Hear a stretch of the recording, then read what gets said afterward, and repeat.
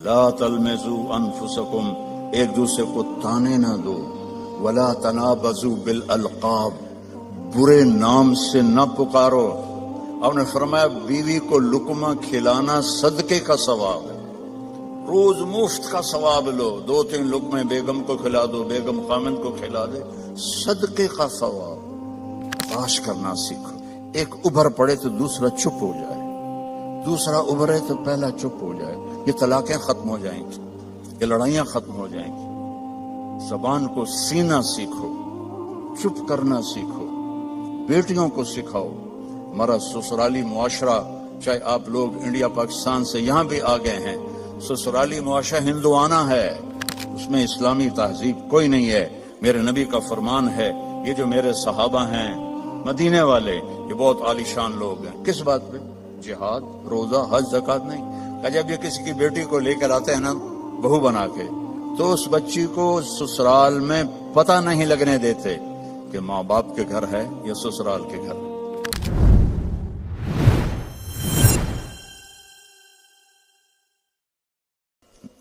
اگر آپ گھروں میں محبت کی زندگی گزارنا چاہتے ہیں، تانا دینا چھوڑ دیں۔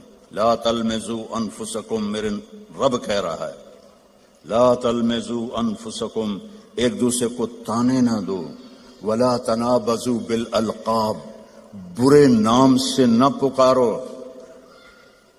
یہ تو بڑی موٹی ہے، یہ تو بڑی چھوٹی ہے، اس کا تو ناک ہی سیدھا کوئی نہیں، اگر وہ کہ تو ہی کالا ٹٹ حبشی ہیں تو لڑائی تو ہو جائے گی۔ میرے نبی نے ہمیں زندگی اس طرح سکھائی۔ حضرت عائشہ رضی اللہ عنہا چھوٹی تھی، آپ ان کے لیے آٹا گوندتے تھے۔ کیا تو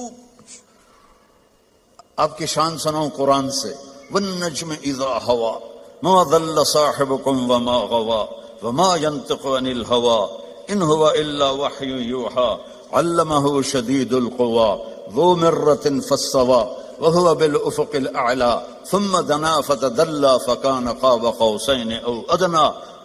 اتنی بڑی شان والا آٹا گوندھ رہا ہے، جھاڑو دے رہے ہیں۔ 9 بیویاں زندہ تھیں، اپنے کپڑے خود دھوتے تھے، پھٹ جاتا خود سیتے تھے، جوتا پھٹ جاتا خود بیٹھ کے سیتے تھے۔ آپ اپنا جوتا سی رہے تھے اور حضرت عائشہ چرخہ چلا رہی تھی۔ اب چرخہ، آپ کو کیا پتا چرخہ کیا ہوتا ہے؟ کسی عورت کو پتا ہے؟ اوہ بڑے ہاتھ چاہے جی، شاباش۔ تو ہمارے بچپن میں وہ ہماری ماں نوکرانیوں کو ایسے لائن میں بٹھایا ہوتا تھا اور وہ چرخے کاٹ رہی ہوتی تھی، پھر اس سے وہ کپڑا بناتے تھے ہمارے چولہے۔ تو آپ چرخہ کاٹ رہی تھی اور اللہ کے نبی جوتا اپنا سی رہے تھے۔ عائشہ میرا جوتا بھی سی دو، نہیں خود سی رہے تھے۔ تو آپ کے ماتھے پر پسینہ آ گیا، پسینے میں سے نور نکل رہا، اور چونکہ جب روشنی پانی سے گزرتی ہے تو 7 رنگوں میں تقسیم ہو جاتی ہے، تو وہ رنگین شعائیں نکل رہی تھیں۔ تو حضرت عائشہ کا ہاتھ وہیں رہ گیا اور ایسے دیکھ رہی۔ تو تھوڑی دیر بعد اللہ کے نبی نے محسوس کیا کہ عائشہ کا چرخہ نہیں چل رہا، تو آپ نے آنکھ اٹھا کے دیکھا، عائشہ خیریت؟ چرخہ بند کر دیا؟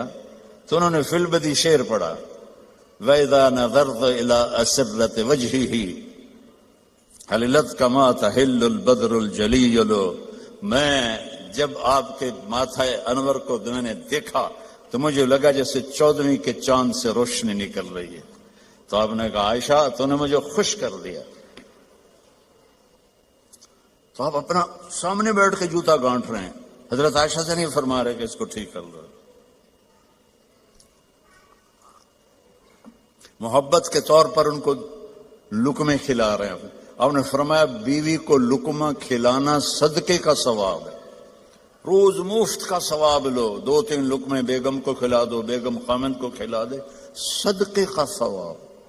یہ میرے نبی نے ہمیں گھر کی زندگی سکھائی ہے، یہ گھر کی زندگی ہے۔ اور آپ میاں بیوی کے ذمے ہے ایک دوسرے کو اظہار محبت کرو. رشتے محبت کا اظہار سے پلتے ہیں. ایک آپ کو واقعہ سناتا ہوں. عرب میں بیوی سے عشق کا بتانا بہت عیب تھا. ہمارے ملک میں بھی ہے، رن مرید ہو گیا تو رن مرید ہو گیا، بیوی دے پیچھے لگ گیا. اور گرل فرینڈ کے لیے اشعار تھے، اشعار کھلم کھلا شعر پڑھتے تھے. ہم کو 2-4 شعر سناتا ہوں. وَهَلْ تَبْكِينَ لیلا مجنو کا نام تو سنا ہوا نا. تو یہ مجنو تو ہمارے یہاں مشہور، اس کا نام تھا توبہ. کم توبہ لا نہیں کی تھا، نہ توبہ ہے یودا. قبیلہ اس کا خفاجی تھا اور لیلا کا قبیلہ اخیلیہ تھا. تو کھلم کھلا کہہ رہا ہے وَهَلْ تَبْكِينَ لَيْلَا إِذَا مِتُّ قَبْلَهَا وَقَامَ عَلَىٰ قَبْرِ النِّسَاءُ النَّوَائِحُ. یہ ایک شعر ہو گیا، اس میں لیلا کا نام. كَمَا لَوْ أَصَابَ الْمَوْتُ لَيْلَا بَكَيْتُهَا وَجَادَ لَهَا دَمْعٌ مِّنَ الْعَيْنِ صَافِحُ. کوئی شرم نہیں آ رہی اسے کہ وہ ایک جس لڑکی سے وہ شادی بھی نہیں ہوئی اس کے لیے وہ شعر پڑھ رہا ہے. اور بیوی توبہ توبہ توبہ. اب اس ماحول میں آپ مسجد نبوی میں بیٹھے ہیں اور مجمع بیٹھا ہوا ہے اور ایک شخص آتا ہے، وہ آپ سے زور سے پوچھتا ہے من احب الناس الیک یا رسول اللہ، آپ کو سب سے زیادہ کس سے پیار ہے یا رسول اللہ؟ تو آپ کہتے عائشہ سے. کان میں کہتے عائشہ سے. آپ نے زور سے کہا عائشہ سے مجھے سب سے زیادہ پیار ہے. وہ تو ہل گیا، سارے ہی ہل گئے. ایک ہی نبیوں کے بیوی نال ایڈا عشق. تو انہوں نے فوراً بات بدلی، نہیں یا رسول اللہ، میرا مطلب ہے مردوں میں سب سے زیادہ کس سے پیار ہے. تو آپ کو پتا چل گیا، نو گل ہضم نہیں ہوئی. آپ نے کہنا تھا ابو بکر سے، تو آپ نے فرمایا عائشہ کے ابا سے مجھے اس کے بعد سب سے زیادہ پیار. یہ زندگی ہے، اللہ کی قسم سے کوئی پیسہ نہیں لگتا اور آپ کی زندگی خوشحال ہو جائے. برداشت کرنا سیکھو. ایک ابھر پڑے تو دوسرا چپ ہو جائے، دوسرا ابھرے تو پہلا چپ ہو جائے. یہ طلاقیں ختم ہو جائیں گی، یہ لڑائیاں ختم ہو جائیں گی. زبان کو سینا سیکھو، چپ کرنا سیکھو. بیٹیوں کو سکھاؤ. ہمارا سسرالی معاشرہ، چاہے آپ لوگ انڈیا پاکستان سے یہاں بھی آ گئے ہیں، سسرالی معاشرہ ہندوانہ ہے، اس میں اسلامی تہذیب کوئی نہیں ہے. میرے نبی کا فرمان ہے، یہ جو میرے صحابہ ہیں مدینے والے، یہ بہت عالی شان لوگ ہیں. کس بات پہ؟ جہاد، روزہ، حج، زکوٰۃ نہیں. کہ جب یہ کسی کی بیٹی کو لے کر آتے ہیں نا بہو بنا کے، تو اس بچی کو سسرال میں پتہ نہیں لگنے دیتے کہ ماں باپ کے گھر ہے یا سسرال کے گھر ہے. اور ہمارے ماحول میں آتے ہی ٹیسٹ شروع ہو جاتا. میں آپ کو اپنے گھر کا لطیفہ سناتا ہوں. شروع سے نوکر چاکروں میں آنکھ کھلی، اللہ نے رزق دیا.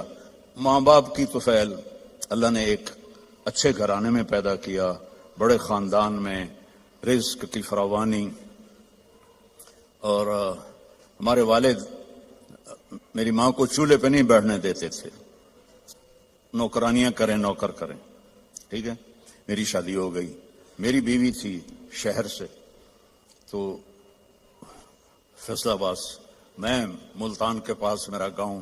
لینگویج بالکل مختلف، ہماری بڑی ٹھیٹھ اور کڑکتی ہوئی لینگویج تھی. تو بیچاری ویسی گھبرائی رہتی تھی. اب ماسیاں چاچیاں کٹھی ہو گئی. ذرا سننا،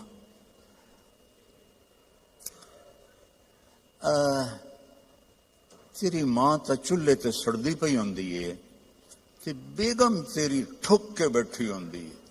مجھے اتنی ہنسی آئی. میں کہا میری ماں چولہے تے کداں سڑی ہے، میں بھی تھائیں پیدا ہوں. میری ماں تا چولہے تے بندھی نہیں.